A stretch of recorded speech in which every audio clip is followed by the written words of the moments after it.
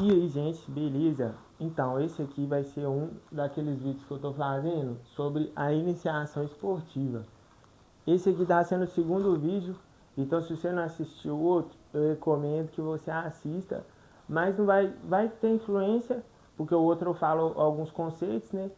Mas não vai tipo assim, ah não, você precisa daquele vídeo para entender esse vídeo, né?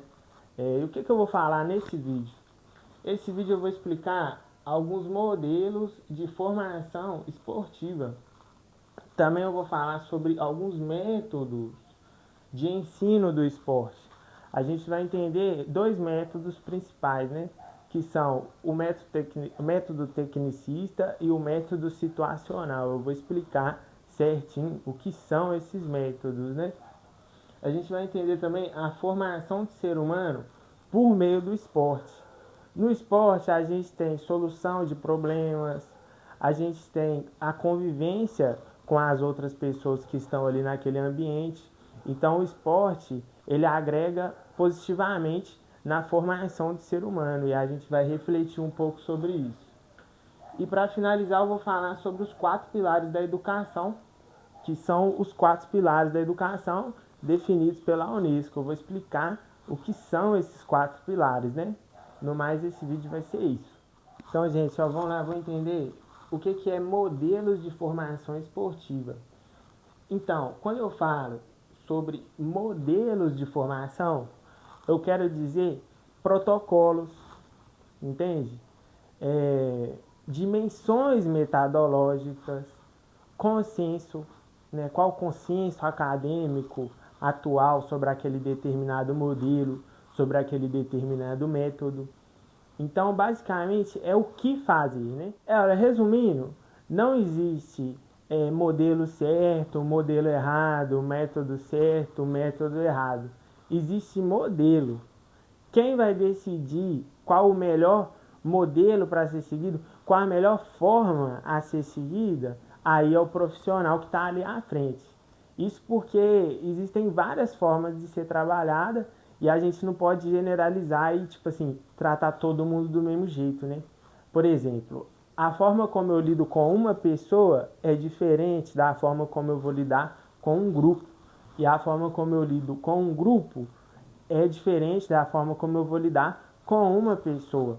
Ou, por exemplo, a forma como eu lido com uma pessoa vai ser diferente da forma como eu lido com uma outra pessoa. Então, é papel do profissional que está ali na frente entender isso.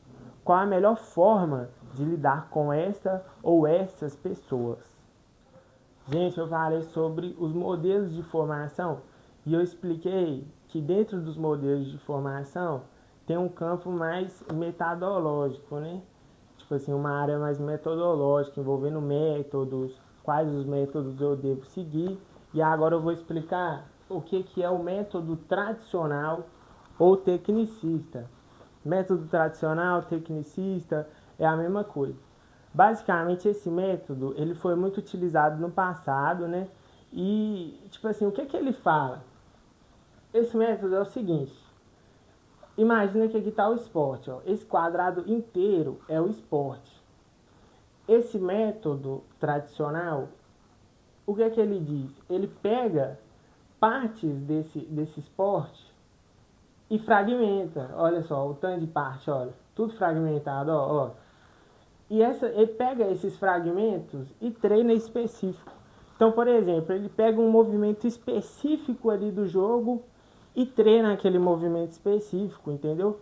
Por exemplo, eu vou treinar só chute, entendeu? Ou então eu vou treinar só drible ou alguma coisa desse tipo. Só que, beleza, pensando no movimento, a pessoa fica muito boa naquele movimento. Mas será que treinando só isso, ela vai saber aplicar esses movimentos, ela vai saber aplicar esse gesto motor dentro do esporte, que é extremamente complexo, que tem mudança de direção o tempo inteiro, entendeu? Que tem que pensar, que tem que raciocinar. Será que essa pessoa vai saber utilizar desses métodos, ó, vai saber utilizar dessa técnica que ela aprendeu dentro do esporte? Será? Então, gente, ó, eu expliquei o que é o método tradicional, né? e tecnicista, expliquei certinho o que é esse método. Agora eu vou explicar os pontos negativos desse método, né? Para começar, a criatividade. Estava sendo observado que às vezes os jogadores não estavam tendo muita criatividade em jogo. E tipo assim, dentro do jogo, mano, a pessoa tem que ser criativo, pô. Tem que pensar rápido, tem que agir rápido. E estava sendo observado essa falta de criatividade nos jogadores. Outra coisa também é lidar com o imprevisível. Dentro do jogo, mano, é muita imprevisibilidade. Tudo pode acontecer, entendeu? Uma hora você tá num canto, outra hora você tá no outro. Então a pessoa tem que lidar com essa imprevisibilidade. Só que de tanto treinar o gesto motor específico, só o movimento, essa pessoa tinha dificuldade de conectar esse movimento com a realidade de jogo, né? Então ela acabava tendo dificuldade com essa questão do imprevisível, né? Como lidar com o imprevisível. Outra coisa também é a tomada de decisões. Entendeu? A pessoa tem que pensar rápido e tomar decisões rápidas, né? Porque se ela não tomar decisão rápida, uma outra pessoa vai tomar e vai pegar a bola, vai fazer o gol, sei lá. Então foi observado também que às vezes esses atletas, né, eles estavam tendo dificuldade de tomar decisões, né? Meio que travava, entendeu? Então foi observado isso. Às vezes um jogador, por exemplo, que era habilidoso, em conjunto, né, na equipe, ele meio que ficava ofuscado, entende? Às vezes um cara que, por exemplo, não tinha tanta habilidade prática, né, mas ele tinha às vezes habilidade com o grupo, né, ele se dava melhor dentro do jogo, né, no caso. Gente, feita essa reflexão, é importante a gente entender que o esporte, ele não é só técnica, ele é muito mais que isso, entendeu? A gente convive com as pessoas do grupo, né? Dentro do jogo, a gente tem que pensar rápido, tem a tomada de decisão, a gente tem que analisar o jogo para tomar a decisão. Então, é muito mais complexo do que só treinar um movimento específico, entendeu? Vai muito mais além disso, né? E meio que, por questionar esse método tradicional, acabam abrindo espaço para novos métodos, né? Novos modelos de ensino que agora visa o seguinte, por exemplo, não é a técnica que vai fazer o jogador, mas é o jogador que vai definir a técnica a ser trabalhada. Por exemplo, dentro do campo, vai ser observado quais os pontos negativos, quais os pontos positivos daquele atleta ou daquele grupo que precisa ser ou não trabalhado. Às vezes, por exemplo, observando uma pessoa específica, só para ficar mais fácil de entender, às vezes ele tem pouca estabilidade. Aí eu como profissional, eu vou entender o que? Eu preciso trabalhar a estabilidade desse atleta, entendeu? Esse atleta, ele tem pouca velocidade, então eu preciso trabalhar a velocidade desse atleta. E não o contrário, eu não vou trabalhar uma técnica específica para depois jogar o atleta, o aluno no campo, entendeu? Eu vou observar ele, como ele se comporta com o grupo, e aí eu vou trabalhar. Não só em relação à técnica, mas o grupo, ele tem que estar unido, entendeu? Eu tenho que achar formas de unir esse grupo. Como que eu vou, por exemplo, às vezes resolver uma intriga dentro desse grupo? Como que eu vou unir? Como que eu vou gerar uma união desse grupo mesmo? Entendeu? Como que eu vou fazer esse aluno, essa pessoa ter um senso de pertencimento com esse grupo? Então, é muito mais complexo do que eu só analisar o movimento ou ficar bom naquele movimento, vocês entendem? Gente, ó, eu expliquei o método tradicional, né, o tecnicista. Agora eu vou explicar um outro método, que é o método situacional. O que é esse método situacional? O método situacional, basicamente, ele cria uma situação parecida de jogo, entendeu? Ele não treina especificamente o movimento daquele jogo. Não, ele insere a pessoa numa realidade de jogo mesmo. A pessoa acaba tendo uma experiência de jogo e não de um movimento específico, né? Então, olha, a gente trabalha a realidade do jogo e isso meio que cria o jogador inteligente. Aquele cara que sabe o que faz, tá ligado? Sabe aquele cara que dentro do campo você olha e fala, não, esse cara ele é cabeça, ele é experiente, ele sabe o que ele tá fazendo. entendeu? Esse método situacional, ele acaba deixando a pessoa mais inteligente, porque ela sabe o que ela faz, pô, entendeu? Ela vai trabalhar não só a técnica, mas a tática também. Ela sabe aonde que ela tem que estar, um ponto estratégico, aonde ela vai receber a bola, onde ela vai passar a bola. Então, com esse método, a gente trabalha a técnica, a tática. Você vai explicar o que fazer, o que a pessoa tem que fazer, mas não só isso, como essa pessoa vai fazer isso, entendeu? Como ela vai fazer, quando fazer, entendeu? Esse é o diferencial. No tecnicista, no método tecnicista, a pessoa só aprende a técnica, mas ela não sabe quando ela vai fazer isso, em que momento ela tem que pegar essa técnica e aplicar em um momento real de jogo. Ela ficava meio que perdida. Esse método situacional, ele tem o intuito de explicar o que fazer, como fazer e quando fazer dentro do jogo específico, né? Ele cria um ambiente específico de jogo. Gente, então, eu vou fazer uma reflexão agora sobre a competição, né? Muita gente, às vezes, descaracteriza o esporte tirando a competição. Mas eu não acho isso certo, eu vou explicar o porquê. Na minha visão, a competição é uma forma até de formar o ser humano na sociedade. Porque querendo ou não, mano, gostando ou não, a sociedade é extremamente competitiva. Se você tira essa competitividade, às vezes na fase da infância do aluno ali, às vezes quando ele chegar num ambiente de trabalho, não vai saber competir, entendeu? Ele vai ter atitudes antiéticas naquele ambiente de trabalho. Então eu acho extremamente necessário. Eu acho que essas pessoas tiram, né, a competição pensando às vezes, por exemplo, naquela pessoa extremamente competitiva que faz de tudo para ganhar a todo custo, né?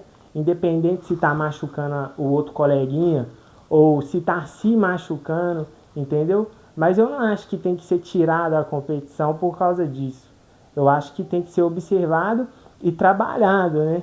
Ah, não, fulano é muito competitivo, então a gente tem que trabalhar isso daí. Não é tirar a competição, porque uma hora ou outra ele vai ter que competir. Tipo assim, vai ter que competir, mano, no ambiente de trabalho, às vezes para fazer um concurso, qualquer outro lugar, mano. A competição, ela é humana, entendeu? Ela existe na vida humana.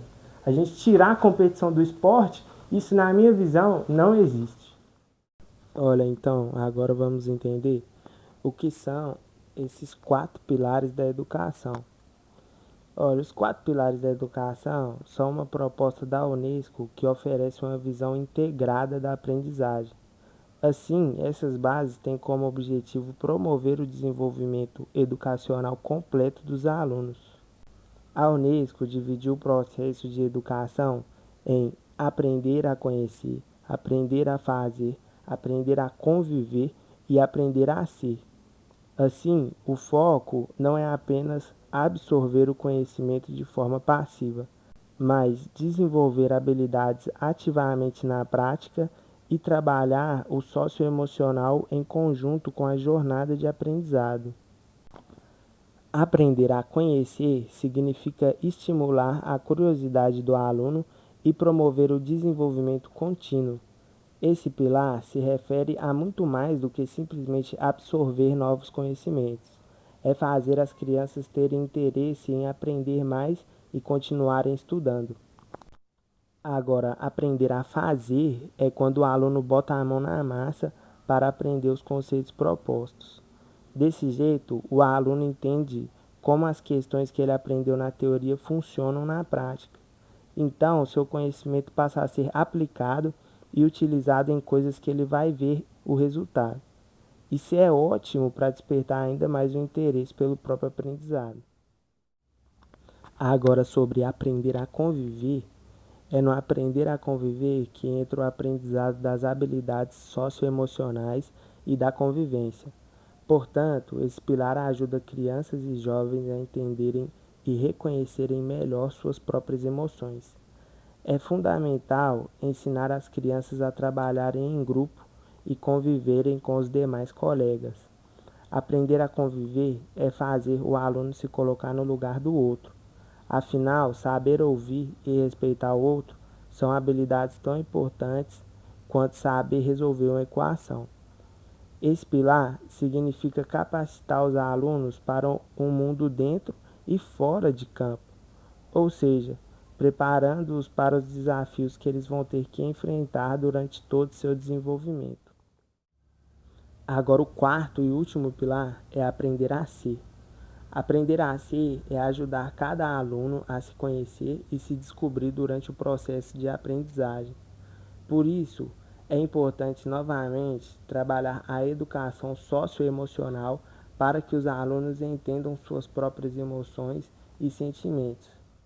O objetivo desse pilar é promover a autonomia, o senso de responsabilidade e individualidade das crianças e adolescentes. Isso é, permitir que elas descubram o seu potencial e desenvolvam da melhor maneira possível. Gente, agora, as competências físicas, técnicas e táticas relacionadas aos 4 pilares da educação não são opcionais ou secundários. Eles são parte presente de uma proposta de aprendizagem do esporte com meta no desenvolvimento humano. Esses vídeos do canal, eles vai ser mais voltado para as coisas que eu estou estudando na faculdade. Quando eu tiver de férias, eu vou conseguir produzir mais uns tipos de conteúdo que eu quero mesmo. E esse aqui eu interessei, eu gostei, né, no caso. Mas às vezes talvez eu fale alguma coisa que eu mesmo não queira, né? Gente, então, sobre esse vídeo que eu falo sobre iniciação esportiva, é isso mesmo, entendeu? Não vou gravar mais vídeos sobre iniciação esportiva porque eu enjoei dessa matéria. Agora eu vou começar a falar sobre sistema respiratório. Vou fazer 2 vídeos sobre o sistema respiratório. No mais é isso mesmo. Eu agradeço a atenção de todo mundo até agora. Se você gostou, deixa o like, compartilhe com alguém, ative as notificações porque eu vou continuar postando esse tipo de conteúdo. No mais é isso mesmo. Muito obrigado.